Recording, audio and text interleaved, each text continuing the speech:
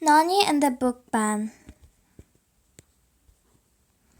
We stared at a space on the library shelf where a dozen books used to be. No, screamed Miguel. All 12 of the Sergeant Rotten Teeth books are missing. This is a tragedy.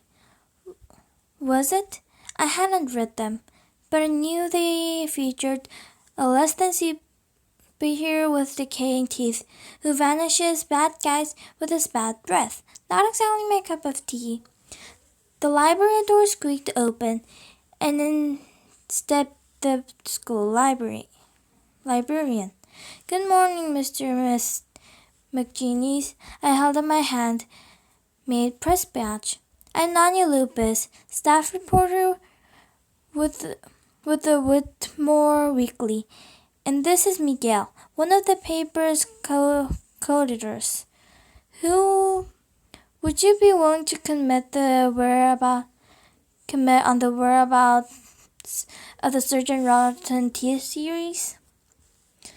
We had a parent complain about the series, so I pulled the books until they can be reviewed more closely. What about our First Amendment rights? I asked. Well, school boards have the power to determine which books belong in public school libraries.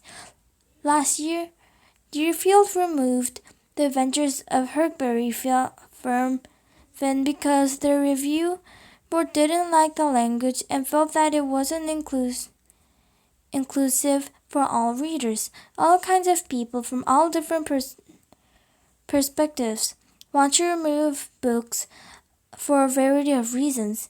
But that's a classic, Miguel said, just like Surgeon Rotten Teeth. Can we talk to the parent? I asked. No, she said. But you can contact the school book review committee. They'll give the books a hearing so everyone can share their views. Miguel sighed. You're their librarian. Can't you just make them keep Surgeon Rotten Teeth? It's not up to me, Mrs. McGinney said with a smile, but I'm glad you're taking an interest. Miguel and his co-editor, Ashley, stormed into the Monday newspaper meeting, arguing as usual. The Surgeon Rotten Teeth books are the best books ever written, Miguel shouted. Are you kidding me? Ashley huffed. Those books made my mom and me want to barf. Barf. Your mom? I asked. Did she complain? Absolutely. She's a dentist, you know. Well, I don't want your mom telling me what I can't read, Miguel said. Look, Ashley sighed. My mom is protecting us. Those books are putting bad ideas into kids' heads. We're young and vulnerable. Vulnerable, I corrected her. Absolutely, Ashley said. Ashley, Miguel said, what if I banned all the books from the library that you like to read? And we will find out on Wednesday who agrees with me because I'm stacking a protest. He took a stack of papers and slammed them down on the table. I decided to cover the protest for the newspaper, but I first needed to read the series. So I borrowed it from Miguel and read under the covers until almost midnight. By book 7, the hero's teeth have all fallen out. And his lamenting, in fact, that he didn't care for them. I wondered, are these crazy books actually using reverse physiology to get kids to brush their teeth? Tuesday morning, I located the webpage of Dan Eden, the author, and explained the whole situation. That afternoon, he wrote me back. I might not like Dan Eden's books, but I like Dan Eden. Here's why. Dear Nani, you're right. I wanted to create a character who would promote dental hygiene in a fun, satirical way. Even if you hate my books, though, the first evident tragedies that you cannot prohibit an expression of an idea just because people find it disagreeable. There are several First Amendment cases that support the right to keep my books, and many others, in your library. But here's a quote to the most recent. Well, the unique role of the school library as a place where students may engage in volunteering inquiry. The removal of the library materials must withstand greater scrutiny within the context of the First Amendment uh, than would a discussion involving a curricular matter. If Whitmore bans my books, kids in your school lose that opportunity for volunteering inquiry. In other words, the opportunity to think, question, and decide issues for themselves. Best wishes, Dan. Surgeon Rotten Teeth. Save Surgeon Rotten Teeth, Miguel chanted. He was dressed like his hero, with what looked like salad greens stuck in his teeth. A dozen kids dressed as zombies chanted around him, stumbling and mumbling to themselves, "Breath mints, breath mints." Miguel breathed on the zombies, who crumbled to the ground, pinching their noses and groaning. I tried to interview different zombies to get their reactions to the book, but apparently zombies don't take time to explain what books mean to them. Maybe because zombies can't read. "I can't stand to stretch," moaned one zombie, as he shook his head violently from side to side. "My brain is melting, curse you, Rotten Teeth." I shook my head too. I doubted this protest was helping their cause. Then behind them, I spotted Ashley. She was dressed like a giant tooth, and two of her cronies flanked her with oversized toothbrushes. "Ban Surgeon Rotten Teeth! Ban Surgeon Rotten Teeth!" Ashley screamed. Miguel marched up to Ashley. "Go find your own protest," he shouted. "This one is taken. My mom and I have every right to voice our opinion," Ashley said. "Did you even read the series?" he asked. Ashley hesitated. "We read enough.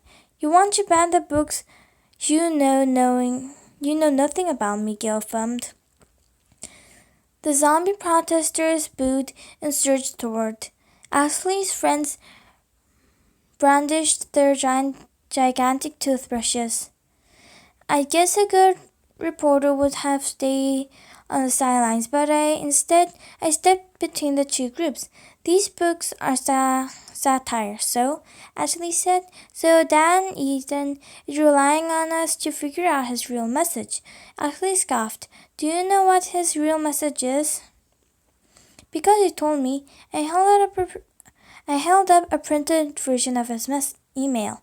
For a moment, Ashley's mouth gasped open, so did Miguel's, salad greens and all. "This guy is manipulating us," croaked Miguel. "Not very well," Ashley said. "Kids are going to take these books the wrong way and ruin their teeth. Cavities are forever." "Cavities aren't what's at stake," I said. "Freedom of speech. That's what allows these books to be in our library, even if you don't like them." "This is a great school, Noni. What if our libraries had books about how to make bombs?" "So all books belong to our library," I said. "But don't forget that Thomas Jefferson said." I glanced down at my reporter's notebook. "Error of opinion is okay, where reason is left free to combat it." Everyone was gasping at me.